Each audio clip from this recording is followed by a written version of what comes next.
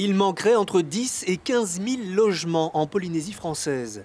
Or, le gouvernement n'en propose même pas 300 chaque année. La faute au manque de foncier et également à une absence de volonté politique ferme d'aider les Polynésiens à accéder à un logement. Les besoins en logement ne sont pas fournis, et d'autant plus que les gens ne peuvent pas se loger en périphérie. Donc ça crée de la concentration urbaine et donc du coup les prix continuent de monter parce qu'il n'y a pas de logement accessible à des prix corrects. On est dans une situation vraiment dramatique d'absence de logement en accession à la propriété et d'absence de logement en matière locative. Donc les solutions existent. Le gouvernement a commencé à mettre en place la défiscalisation locale de type logement intermédiaire.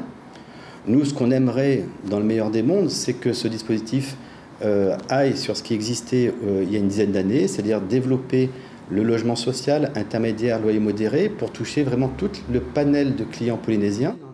Vu la cherté de la vie, le gouvernement pourrait mettre en place des prêts à taux zéro, comme cela se fait en France. Et bien évidemment, il faudrait s'attaquer plus encore à la sortie d'indivisions qui concernent 57% des terres. Le modèle corse semble très efficace.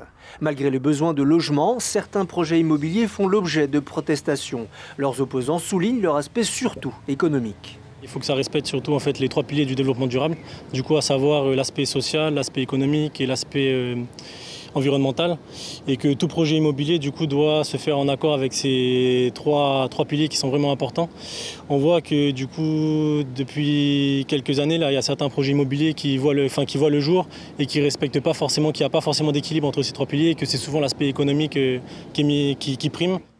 En attendant que le foncier se libère, il faudrait peut-être songer à construire des immeubles plus hauts et mettre en place des transports en commun dignes de ce nom pour éviter la surpopulation chez l'habitant et la promiscuité.